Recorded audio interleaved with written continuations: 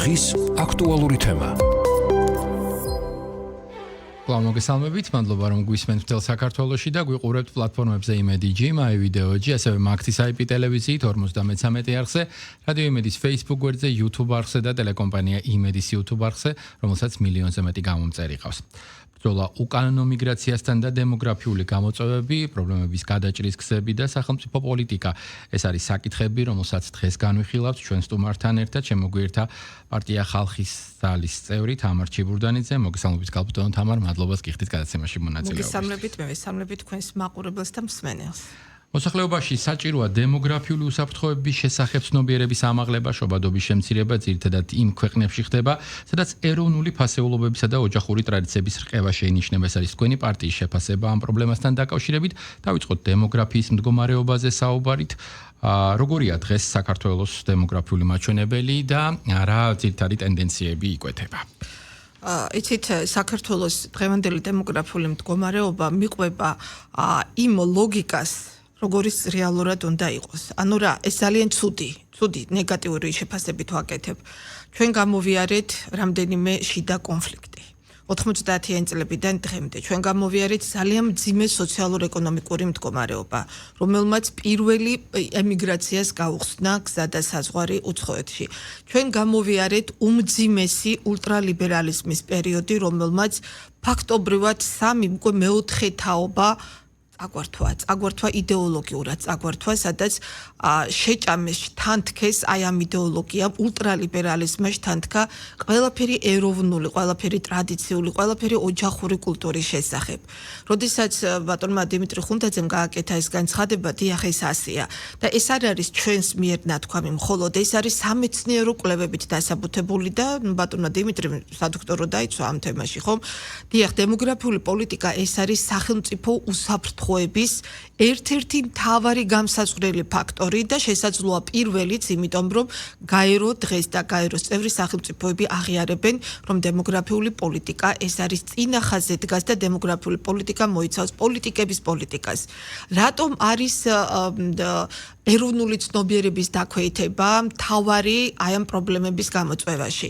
როდესაც ჩვენ საუბრობთ და საუბრობს საზოგადოება, ან თქვათ ხალხი, რომ აი სოციალური მდგომარეობის გამო დიახ, ემიგრაცია ეკრია, თუმცა დღეს უკვე სხვა სახის ემიგრაცია გვაქვს, რომელსაც ევროპული სტილის ემიგრაციას ეძახიან. როდესაც საუბრობენ, რომ ოჯახები არ იქმნება, იმიტომ რომ მათ ფინანსურად უჭერთ, როდესაც საუბრობენ, შვილებს არ აჩენენ, იმიტომ ეს ყველაფერი ჩვენ გვესმის ხალხის, მაგრამ ჩვენ ვართ ამ დარგის სპეციალისტები და დემოგრაფია სხვაგვარად უყურებს ამ პრობლემებს. მაშინ რა ვთქვათ, როგორ გავაანალიზოთ და როგორ შევაფასოთ ევროპული უძლიერესი სახელმწიფოები, რომლებიც ეკონომიკურად ძალიან ძლიერი არიან, გერმანია, საფრანგეთი, ესპანეთი და მათ ჩვენზე კიდევ უფრო მძიმე დემოგრაფიული პრობლემები აქვთ.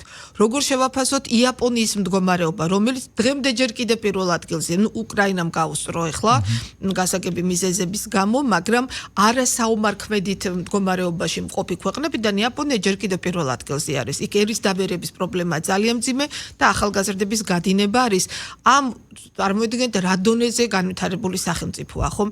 რა ხდება საერთოდ, რა არის დემოგრაფიული პოლიტიკა და რატომ არის პირდაპირ კავშირში ეროვნულ ცნობიერებასთან, აი ეს ეროვნული ცნობიერების დაქვეითებასთან. როდესაც ჩვენ საუბრობთ ოჯახურ კულტურაზე და ოჯახურ ღირებულებებზე, აქ უნდა მოვიყვანოთ ჩვენი სტატისტიკური მონაცემები. ჩავხედოთ სტატისტიკას, როგორი სტატისტიკა გვაქვს? ქორწინება და განქორწინება. ქორწინება საერთოდ ნებისმიერ ქვეყანაში დემოგრაფიული პრობლემა რომ არ შეიქმნას, ქორწინება და განქორწინების თანაფარდობა უნდა იყოს ასეთი. ქორწინებათა რაოდენობა მინიმუმზე ვსაუბრობ, 3-ჯერ უნდა აღემატებოდეს განქორწინებათა რაოდენობას. საქართველოში 0 რაღაც 1/10-ით აღემატება მხოლოდ ქორწინებათა რაოდენობა განქორწინებათა რაოდენობას. ყოველწლიურად ქორწინებათა რაოდენობა მცირდება და ყოველწლიურად საგრძნობლად, საგანგაშოდ იზრდება განქორწინებათა რაოდენობა. ეს არის კვლევა. აქ უკვე ანალიზის საფუძველი გვაქვს ის, რომ საქართველოში ოჯახური ღირებულებები იმ დონეზეა დაქვეითებული, რომ თან ეს სულ ახალგაზრდებში არის 32 წლამდე ორი ახალგაზრდული სეგმენტია და ადრეულ ახალგაზრდულში და მეორე ახალგაზრდულ სეგმენტში ხდება ეს სტატისტიკური მონაცემები. ნახეთ, ანუ ახალგაზრდები ჯერ ერთი გვიან შედიან ქორწინებაში. ისინი ამჯობინებენ თავისუფალ ურთიერთობებს, როგორც არის ევროპაში და დასავლეთში. ნუ ახლა ეს მათი გადასაწყვეტია ბუნებრივია. გვიან შედიან ქორწინებაში, ასევე როგორც ეს დასავლეთში და ევროპაში არის, მაგრამ ვინ შედის, ისინიც კი არ უფრთხილდებიან იმ ღირებულებებს, რასაც ქვია ოჯახური ღირებულებები. არ აქვთ, ანუ ნახეთ, აქაც ინდივიდუალიზმი მე მესმის, უფლებრივი დაცვა აუცილებელია ქალის უფლებების, ბავშვის, ასევე ქმრის უფლებებიც, იმიტომ რომ ძალიან ბევრია, ხშირია შემთხვევა, როდესაც პირიქით კაცები არიან ჩაგვრის ობიექტები და არა ქალბატონები ოჯახებში. საქართველოში გვაქვს ესეთი შემთხვევები. მაგრამ ნახეთ რა ხდება, ოჯახური ღირებულებები ქვეითდება, როდესაც მეზია დაფუძნებული ოჯახის სიმბოლო, აი ოჯახის ჰარმონია, ოჯახის ანუ გატანა, ოჯახის შენარჩუნება დაფუძნებულია ინდივიდუალი, ანუ მეზე, სიტყვა მეზე და არა ჩვენზე. იმიტომ რომ ოჯახი არის სიტყვა ჩვენ. იქ მე არ იხსენება ხომ ოჯახი მშობლები, შვილები, ასევე მოხუცები. ეს ეპოქის გამოწვევაც არის და პრობლემა. ეს არის ეპოქის გამოწვევა. ის რაც დაიწყო, თქვათ, ჩვენ ქვეყანაში 90-იანი წლებიდან მოყოლებული, შობადობის შემცირება თავის მხრივ აღმოჩნდა, ასევე სტატისტიკაში თვალსაჩინო, რომელიც უკავშირდება არაერთ პრობლემას და ერთ-ერთი, როგორც ჩანს, არის ზუსტად ის ღირებულებითი ასე ვთქვათ, დაფასეულობითი ნაწილი. აქვე გაჩნდა ძალიან საინტერესო ტერმინიც დემოგრაფიული უსაფრთხოება. და რატომ შეიძლება ის იყოს ქვეყნისთვის სტრატეგიული საკითხი? აი ამაზეც მინდა თამარ გკითხოთ, თქვენ არაერთხელ გისაუბრიათ ჩვენს ეთერში ამ პრობლემაზე და რაღაცნაირად რადგან ასეთი აქტუალობა შეიძინა მან და დაიწყო საზოგადოებამ და ხელისუფალმა ფიქრი იმისა, რომ როგორ შეიძლება გამოსავლის გზები მოვძებნოთ, უპირველესი პოლიტიკის განსაზღვრელი ფაქტორები რა შეიძლება იყოს? რა კუთხით შეიძლება ჩვენი რეალობის გათვალისწინებით, იმ მოცემულობით, რა ქვეყანაშიც ვართ, იმ პოპულაციით, იმ ღირებულებებით, იმ ისტორიით, იმიტომ რომ ყველაფერი დაკავშირებულია ერთმანეთთან. რა შეიძლება იყოს? ნახეთ, როგორ არის, როდესაც დემოგრაფიული უსაფრთხოება ტერმინი არის, ჩვენ 2016 წელს ჯანდაცვის კომიტეტმა და ნუ ბატონმა დიმიტრი მაშინ და ჩვენი ფონდი სრულად იყო ჩართული და უშუალოდ მეც ვიღებდი მონაწილეობას, შევიმუშავეთ კანონით, კონცეფცია, სახელმწიფო დემოგრაფიული უსაფრთხოების კონცეფცია. დემოგრაფიული პოლიტიკა პირდაპირ განსაზღვრავს სახელმწიფოს უსაფრთხოებას. რატომ? აი ეს მინდა ჩამოვთვალო, რატომ განსაზღვრავს? შობადობა პირველი. თუ კი შობადობა არ იქნა დიდი, ანუ თუ არ გვექნება ბუნებრივი მატება, დღეს აღარ აქვს ბუნებრივი, ანუ გარდაცვალება ჭარბობს შობადობას, წარმოიდგინეთ. იმიტომ რომ ქორწინებები აღარ ხდება, ბავშვებს აღარ აჩენენ, ვინც შეუღლდება, ისინიც გადავადება ხდება პირველი შვილის, ანუ გვიან აჩენენ პირველ შვილს და თუ კი ჩავხედავთ სტატისტიკას, ყველაზე მეტი კლება სწორედ პირველ შვილზე არის. ამიტომ შობადობის სერიოზული სიმცირე გვაქვს, ხომ? შობადობა თუ კი არ გავზარდეთ, სახელმწიფოს მოსახლეობა იკლებს. მოსახლეობის რაოდენობა იკლებს. ხა თუ კი ვინმე მეტყვის ოპოზიციისავით, რომ რა მნიშვნელობა აქვს საქართველოს როგორც სახელმწიფო ხომ იარსებებს და აქ ახლა ქართველები იცხოვრებიან თუ ჩვენი ისტორიული ეთნოსი, მრავალფეროვანი ეთნოსი, რა მნიშვნელობა აქვს სხვა ქვეყნის წარმომადგენლ? არა, ჩვენ ასე არ გვინდა. ჩვენ გვინდა საქართველოს იმ მრავალეთნიკური მოსახლეობისთვის, რომლებიც ისტორიულად მოყვებიან ჩვენს ქვეყანას და რა თქმა უნდა დომინანტი იყო ქართული ეთნოსი. სხვათა შორის, ჩვენ როგორც ხელისუფლება ვერ გავბედეთ ამის ღიად ჩაწერა და თქმა, იმიტომ რომ მაინც ცუდად ისმინება ქართულ ეთნოსზე მოდის, მაგრამ გაერომ თავის კვლევებში 2015 წელს ჩაგვიდო და დაგვიწერა და ღიად გვითხრა, რომ საქართველოში დემოგრაფიული კლება, თან კატასტროფული კლება მოდის მხოლოდ და მხოლოდ ქართულ ეთნოსზე. ნახეთ, ჩვენ მოვერიდეთ ამას, მაგრამ გაერომ ღიად გვითხრა, მათი ექსპერტები იყვნენ ჩამოსულები და მათ გვითხრეს, რომ თქვენ უნდა იზრუნოთ მთლიანად ქვეყანაზე, მაგრამ ეს არის თქვენთვის საყურადღებო. ისევე როგორც უთხრეს ფრანგერს. ეს იყო 2006 წელი, როდესაც მათ დაუდეს დასკვნა, რომ კატასტროფული მილევადერში შეიყვანეს ფრანგიერი. გაერომ ოფიციალურად შეიყვანა მომაკვდა ვერში ფრანგიერი და მათ უთხრა, რომ ფრანგ ეთნოსზე მოდის ეს კლება. თუ კი თქვენ ამ მიმართულებით რაიმე ღონისძიებას არ ჩაატარებთ, საფრანგეთი იქნება ქვეყანა ყოველთვის, მაგრამ იქ ფრანგიერი აღარ არსებობს. ეხლა გაეროს ვალდებულება არის, რომ ეთნოსებს, რომლებმაც შექმნეს ასეთი მსოფლიო ცივილიზაცია და არიან კულტურული ძეგლები ფაქტობრივად ერია, ეს კულტურული ეთნოსები არიან, ის ეთნოსები გადაარჩინოს და დაეხმაროს ამ ქვეყნებს ამ ეთნოსების გადარჩენაში, ხო? რატომ არის უსაფრთხოება? შობადობა. თუ კი შობადობა არ იქნება მაღალი და არ გვექნება ბუნებრივი მატება, საქართველოს მოსახლეობა იქნება მილევადი და ჩვენ შევალთ ზუსტად ისევე მომოკვდავი ერების სიაში, ანუ ქართული გენოფონდი განადგურდება, აღარ იქნება, ხომ? მეორე რა მიგრაცია ქვეყნიდან გადინება მიგრაცია არის სამი სახის. შიდა მიგრაცია, ანუ რეგიონების დაცლა, გარე მიგრაცია, ქვეყნიდან გადინება და იმიგრაცია, რაზეც სწორედ პრემიერმა ისაუბრა გუშინ, რომელიც ჭამს ადგილობრივ თანთქავს ადგილობრივ ეთნოსებს, თუ კი ანუ გზა გაუხსენი და საზღვარი გაუხსენი იმიგრაციას, დაგვემართება ზუსტად იგივე ბედიგველის, როგორც თქვა დღეს აქვთ გერმანიას, საფრანგეთს, ევროპულ სახელმწიფოებს, მაგრამ ჩვენ პატარა ქვეყანა ვართ, მცირე რიცხოვანი ვართ და ჩვენი ჩაყლაპვა ბევრად უფრო მარტივია, ვიდრე იმხელა ქვეყნების. როდესაც განვიხილავთ ამ პოლიტიკას და მის ვთქვათ რელევანტობას, მოცემულ რეალობასთან, რა მთავარი აქცენტები უნდა გაკეთდეს? თქვენ ახლა რაზეც საუბრობთ და ეს პირველი ეთერი არ არის ბუნებრივია, სულ მოკავთ პარალელები. ანუ პრობლემა ის, რომ პატარა ერშია და მის გადარჩენაში და თვითმყოფადობაში არ არის ასე, ხო? იგივე თქვენ ანალოგები მოიყვანეთ დიდ ქვეყნებსაც გავსი პრობლემები აქვს. ეს გამოწვევა, რომელიც ყველასთვის თვალსაჩინოა, საჭიროებს თავის, ასე ვთქვათ, მიდგომას. ჩვენი ქვეყნის მაგალითზე რა შეიძლება იყოს ინსტრუმენტები საიმისოდ, რომ ეს პოლიტიკურ, ვთქვათ, ნაწილში გაიწეროს? პირველი, ყველაზე სხვათაშორის აქვე მინდა აღვნიშნო, რომ სოფლიოში ევროპულ სახელმწიფოებს მათ შორის ძალიან ძლიერი დემოგრაფიული პროგრამები აქვს, მაგრამ ვეღარ არჩენენ უკვე. გვიანია უკვე, არ ვიცი იქ როგორ მოხდება, იმიტომ რომ მიგრაციამში თანთქა ის ერები და ეს უკვე კატასტროფა. ამის უკან მობრუნება უკვე შეუძლებელია. ყველაზე მაგარი დემოგრაფიული პროგრამა სახელმწიფო აქვს ბელარუსიას. სხვათა შორის დღეს ძალიან ძლიერი დემოგრაფიული პროგრამა და აქვს მდგრადობა დემოგრაფიული კუთხით, არც ერთ შკალაში არ აღინიშნება ბელარუსიაში. სახელმწიფო დემოგრაფიული პოლიტიკა ყველა სფეროში ხორციელდება. პირველი განათლება, ჯანდაცვა, მიგრაცია, სოფლის მეურნეობა, ეკონომიკა, სასკოლო განათლება, სკოლამდელი განათლება, ანუ დემოგრაფიული პოლიტიკა არის შესული აბსოლუტურად ყველა სფეროში და ამან უკვე განაპირობა ქვეყნის დემოგრაფიული უსაფრთხოება, რომელიც სახელმწიფო უსაფრთხოებას აისახება, პირდაპირ აისახება.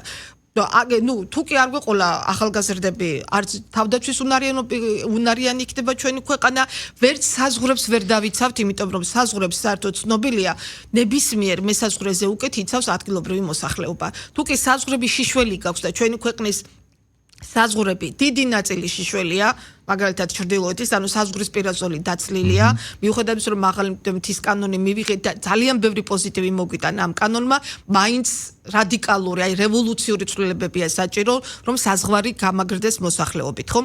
აქედან გამომდინარე, ბევრი რამ რეპროდუქციული ჯანმრთელობა შეიძლება შექმნათ იგივე იმისთვის, რომ თუნდაც მაღალ მთაში უშუალოდ ცოცხალი ადამიანები არსებობდნენ. მე მინდა მაგალითი მოვიყვანო ჩვენი ახალგაზრდული პროექტიდან, რომელიც აიხლა ხორციელდება გავაკეთეთ ეთერში და დასკვნაც კვირას და როდესაც ეს დღეები ვეცნობოდით ახლა სტუდენტების მიერ შემოსულ მასალებს ნახეთ თემები იყო ოჯახი, ქორწინება, განქორწინება, მიგრაცია და განსაკუთრებული ხაზი გაუსვეთ შიდა მიგრაციას და თაობათა შორის ურთიერთობებს. ნახეთ, ორი თემა გამოყვეს სტუდენტებმა. 300-ზე მეტმა სტუდენტმა დაწერა და გადმოგვიგზავნა, ზოგმა ფილმი გადაიღო, ზოგმა რა ვიცი, ძალიან ბევრი, ძალიან მისით იყო 2000 სტუდენტი, მსმენელი იყო ჩვენი.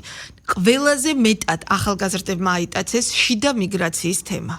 აი ჩვენ ვაჩვენებთ კვირას ჩვენ სტუმრებს იქ თუ როგორი ტკივილით გადმოსცემენ ბავშვები ამას, თბილისელი ბავშვებიც, არა მარტო რეგიონების, თბილისელი ბავშვები, რომლებიც თავიანთ სოფელს ხედავენ, როგორ იცლება, ერთ დროს რო სიცოცხლე დუღდა, როგორ იცლება მთიანი ბარი სოფლებიც კი და ბავშვებმა ეს ვიდეოზე გადაიღეს, ნახეთ, როდესაც და ვიყავი ძალიან ბედნიერი, მიუხედავად იმისა, რომ ტკივილია ნაწერებს ვკითხულობდი, ვიყავი ძალიან ბედნიერი, როდესაც ახალგაზრდას ეს ტკივა და თავის ეუბნება თავიანთ სტუდენტების ნაწერებში, რომ მე ვალდებული ვარ, თუნდაც ძალიან მიჭირდეს, მე იქ უნდა დავბრუნდე ჩემს ფუძეზე, სადაც ჩემი მამა პაპა იყო, სადაც ფუძის ანგელოზი მეძახის და ნახეთ, ბავშვებს ეს თემა გავუშვით, ნახეთ ამ პროექტმა რა სიკეთე მოიტანა ყველას ძალიან, რომ ბავშვები რომ ჩაერთნენ წერდნენ. თვითონ წერდნენ, ჩვენ კი გვიფიქრია, მაგრამ ასე არ გვტკენია ეს საკითხი. და ეს ბავშვები, რომლებსაც ასე ძალიან ეთკენათ, ისინი ხო უკვე იქეთ ფიქრობენ, როგორ გაამაგრონ საკუთარი ფუძე. ხომ ნახეთ, უკუ მიგრაციის პროცესი იდეურად გაღვევდა. ამიტომ საუბრობდა პრემიერიც და ამიტომ საუბრობდნენ ჩვენი ლიდერებიც, რომ დემოგრაფიული პოლიტიკა პირველ რიგში არის ეროვნული ცნობიერების გაღვიძება ქვეყანაში, პოპულარიზაცია, რომ როცა შენს ქვეყანას უჭირს, შენ ეს უნდა გააკეთო, როგორც ჩვენი სტუდენტები, აი ჩვენი მონაწილე სტუდენტები წერდნენ, რომ მე ვიცი, რომ თბილისში უფრო კომფორტული, თბილისელი ბავშვი, სხვათა შორის საბურთალოზე მოვიძიე და საბურთალოზე ცხოვრობს საკმაოდ ძლიერი ოჯახის წარმომადგენელი. ამბობს ბავშვი, რომ მე აქ ძალიან კომფორტულად ვცხოვრობ, მაგრამ იქ რომ ჩავედი და გადავიღე ნასახლარი, მე ეს მეტკინა და ვიტირე. ამიტომ ვიფიქრე, რომ მე იქ უნდა დავბრუნდე, როგორაც არ უნდა გამიჭირდეს და იქ უნდა შევქმნა ოჯახი. ნახეთ, აი ეს არის ეროვნული ცნობიერების გაღვივება, როდესაც შენ რთავ მოსახლეობას ამაში ტკენ ვიღაცას გულს, შენს ქვეყანაში შექმნილ სიტუაციაზე. როდესაც ჩვენ განქორწინებაზე ვსაუბრობთ, ახალგაზრდებმა დიდმა ნაწილმა არ იციან საერთოდ რა არის და სკოლის მოსწავლებიდან ჩვენ ვიცით რომ აბორტები საქართველოში 14 წლის ასაკიდან დაფიქსირდა ხომ? აი რაზედაც გუშინ ინიციატივა იყო ჩვენი პარტიიდან ბატონი დიმიტრი ხუნდაძისგან რომ სკოლაში შევიდეს საგანმანათლებლო სახელმძღვანელოები, აი ეს არის ყველაზე მთავარი. განათლების მიმართულება უნდა გაძლიერდეს დემოგრაფიული კუთხით, როგორც სკოლებში, ასევე უმაღლეს სასწავლებლებში. ქვეყანაში, სადაც პრობლემა არის, ის დარგი თუ მეცნიერულ დონეზე არ არის გაძლიერებული, ის და იმ დარგის პრობლემების მოგვარება არ ხდება. ჩვენთან დემოგრაფიული მეცნიერება ძალიან ღარიბია. არადა საქართველოს ყავდა უძლიერესი, უდიდესი მეცნიერები დემოგრაფიაში. დღემდე ის რამდენიმე ძველი თაობა, ეს ღვაწლმოსილი დემოგრაფები მარტო საქართველოს კი არა, ევროპულ სახელმწიფოები ქირაობენ და იმათ უწერენ სახელმწიფო დემოგრაფ და სანამ ცოცხლები არიან, ჩვენ ესენი უნდა გამოვიყენოთ და ამათ უნდა გაზარდონ ახალგაზრდა თაობები, ახალგაზრდები რომ დაინტერესონ. როდესაც დარგის სპეციალისტი ხარ, უკვე ერთვები, უკვე სხვანაირად მუშაობ. დღეს მხოლოდ რამდენიმე ღვაწლმოსილი ხანდაზმული პედაგოგი ყავს დემოგრაფიაში, ახალგაზრდებით იცე ჩამოსათვლელი და ამიტომ არის აი ღარიბია ძალიან დემოგრაფიული მეცნიერება, არადა შეიძლება იყოს ძალიან ძლიერი და დიდი და ასევე ბუნებრივია ამის მომავალი თუ არ მივეცით გასახანი ეს მოკვდება.